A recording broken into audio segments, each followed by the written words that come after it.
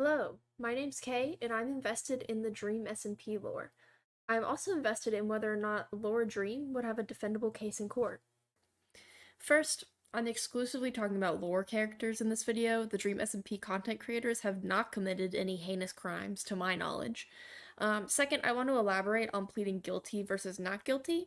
In a court system, pleading guilty leads to avoidance of a trial, which differs from pleading not guilty. Due to the nature of this video, seeing if Dream would have a reasonable defense in court, we're going to operate as if Dream pled not guilty. Even though we are assuming Dream pled not guilty, I want to ponder an insanity plea for a second. Pleading insanity is defined as being in a mentally distorted state of mind during the time of the crime. Dream would not fall under this category because of the premeditation that occurred throughout his crimes.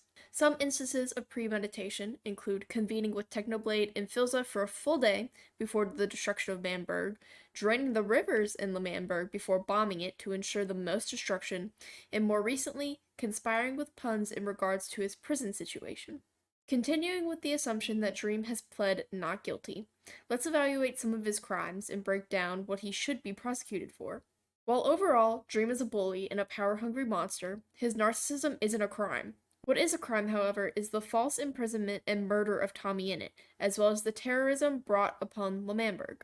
We'll first talk about the evidence regarding the false imprisonment of Tommy Innit. Placed alone in exile, Dream cut off all communication between him and the outside world, going so far as to toss out any correspondence Tommy tried to send.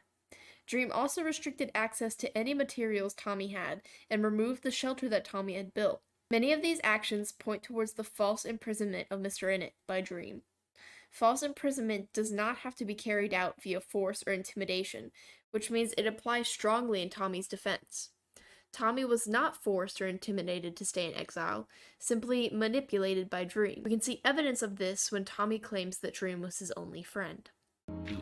Dream was my only friend this entire time. He came and he'd visit me every day, and we'd laugh, and we'd... Next, I want to discuss the terrorism against L'Manberg that was carried out by Dream. Dream, with the help of Technoblade and Filza, bombed the city, murdered civilians, and unleashed 54 withers. Those who tried to fight back stood no chance as Techno slaughtered the masses, and Dream looked on in awe as the plan he masterminded came to life. Dream played a major role in the destruction, setting up the bombing mechanism and overall being the forefront of the war on his side. In the aftermath of the destruction, with hearts broken over the devastation that befell many of the people's homes, Dream continued to coerce Tommy into trying to fight him for his discs, ones that had led to the terrorism in L'Manberg. Finally, we will discuss the murder of Tommy Innit. We will be viewing this charge as first-degree murder because there was malice aforethought, which means that the murder was carried out with a general disregard for human life. Tommy, in a last-ditch effort to put his time in exile behind him and move forward with his life on the server, assumed that saying his final pieces to Dream and getting the closure he needed would help process this. He was very wrong.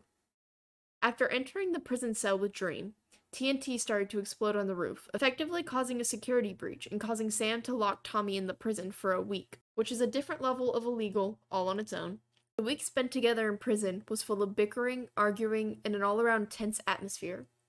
Tommy was counting his days, waiting to be finally free of the manipulative narcissist that was Dream.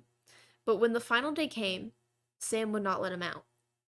Hope drained from Tommy, and he began to bicker even more with Dream, calling his revived book fake, a scam, something that Dream never had in the first place. So what better way to prove it's real than to murder the one person who questioned him? Dream brutally beat Tommy Innit to death on the obsidian floor of the prison, where the only thing that was supposed to be left behind was his attachment to Dream. Instead, his body lay crumpled, and a canon life was taken. All of these offenses are prosecutable in a court of law and carry heavy sentences, which may vary depending on the state. False imprisonment carries up to 5 to 10 years. Terrorism carries up to 20, and first-degree murder carries up to life in prison, sometimes the death sentence in states that still practice it. Now that we've laid out the crimes and the maximum sentences that they carry, I want to discuss character evidence in mitigating or aggravating factors. Character evidence, in short, is when witnesses are called to the stand to make statements regarding the character, both positive or negative, of the defendant. This is most commonly used by the defense to reveal positive characteristics, but is not used often because if they use this tactic, it allows the prosecution to call witnesses to testify to the defendant's negative characteristics. This is known as the mercy rule. In this instance, I do not believe Dream has any witnesses that could be called to the stand to testify positive characteristics, besides possibly being one of the main founders of the community house.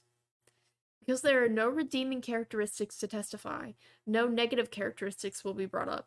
Mitigating factors are defined as factors that would lessen the blame of an individual for a specific crime. Some examples of these factors include lack of criminal record and past circumstances such as abuse. In this case, Dream has no mitigating factors, since he shows repeated criminal behavior and has had no past abuse that has been revealed in lore. The torture that Quackity put him through took place after the crimes we were discussing. Aggravating factors are defined as factors that would increase the blame of an individual for a specific crime. Examples of this include recidivism, lack of remorse, and the amount of harm to a victim. Again, repetition of criminal acts counts towards the aggravating factors, as well as the brutality of beating Tommy Innit to death with his bare hands. The 3 crimes that Dream committed, false imprisonment, terrorism, and first-degree murder, highlight the atrocities that Dream is capable of and reflect his lack of ability at reformation. Combined with the aggravating factors, this all points towards Dream getting the maximum sentence. But that's up to you to decide, jury. Thank you guys so much for watching, and let me know what you guys think that Lord Dream's prison sentence should be, or if you have any counter evidence that you'd like to present in the comment section below. Also, any of the information or specific details that I got about the Dream SMP and Dream's lore in general came from Evan MC Gaming on YouTube, and you should definitely go check out their videos on the Dream SMP lore because they are very entertaining and very informative. As always, if you liked the video, please like and subscribe and check out some of my other videos to show me some support.